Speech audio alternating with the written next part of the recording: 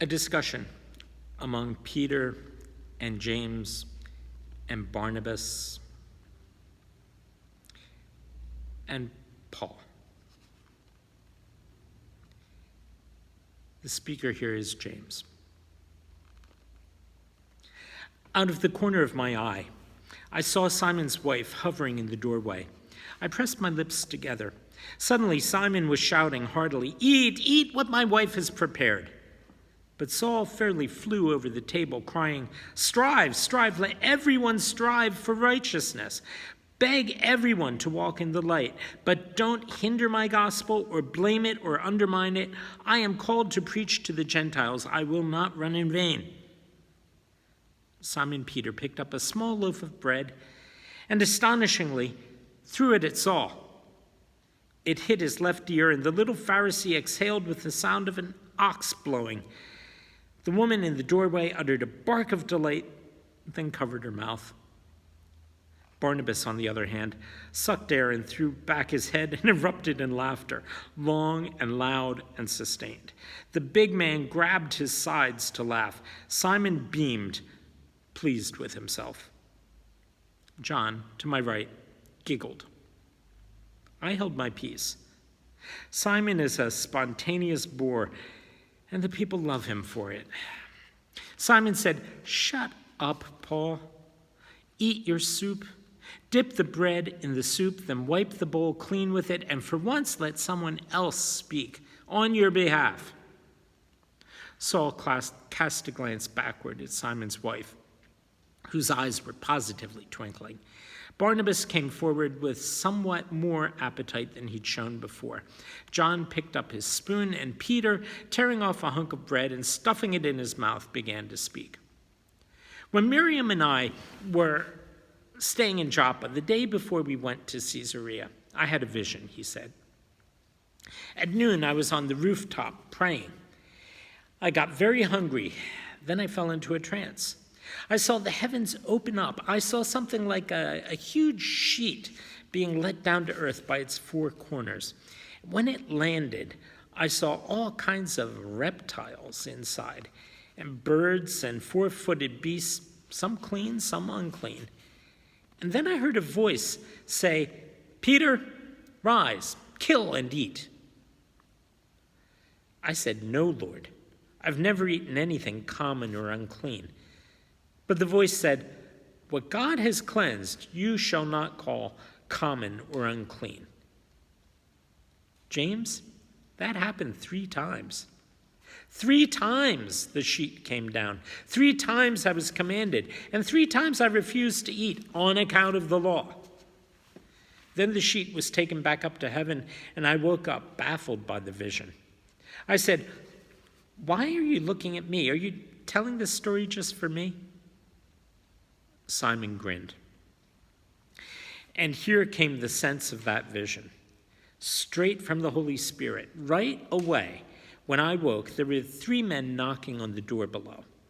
They had come from Caesarea, from a centurion of the Italian cohort, who had been told by the Lord to come and get me, a Gentile James, a God-fearing man, a Roman never circumcised, yet when we went to his house, and when I preached to him the news of Jesus Christ, the Lord of all, I knew that the Holy Spirit fell on his household, on everyone there, because they began to speak in tongues praising God.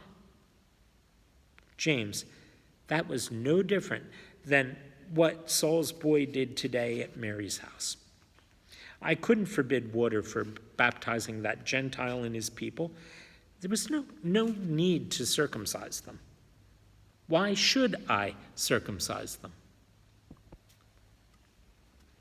They had already received the Holy Spirit. All people, Simon said to me sententiously. Moreover, the ox repeated the phrase, "all people."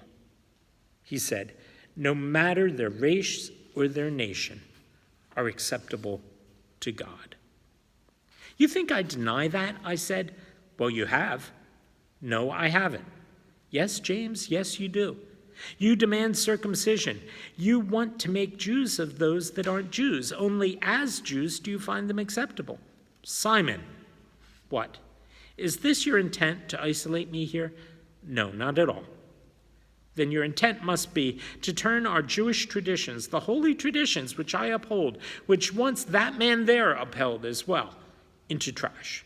No, of course not. But that's exactly what you're doing, Simon, I said with energy, and you're rejecting the intentions of the Almighty. The voice in your vision invited you to eat things previously unclean.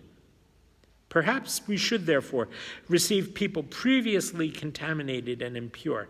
I will concede the interpretation, but I was leaning forward to drive the point into this big man's mind. But that voice, the voice of the Lord, Simon, never invited you to become an unclean thing yourself. The law, as it applies to us, is still the law. James, Saul spoke. It wrenched my head in his direction. Where's the difference between us, then? He said. What you ask of Peter, I beg of you. I allow Jews to be Jews. If Simon must keep the law, let Simon keep the law. Just don't demand that Gentiles become Jews too. Instantly, the answer shot through my head. If Simon is eating with Gentiles, then Simon's not keeping the law. But I restrained myself. I folded my hands and tucked my chin into my throat. I was suffering a sudden sense of panic. I needed time to reflect because my mouth had outrun my mind. That last statement of mine had in fact shifted my position. And Saul had recognized the variance faster than I did. He had leaped on my words and changed the language to his own advantage. The law to us is still the law, I'd said, with stress on the personal distinction, us. It permitted Saul to extrapolate, but not to Gentiles. Let Jews be Jews. The man returned my word to me with wondrous generosity, in order also to say, and let Gentiles be Gentiles. Let's stop there.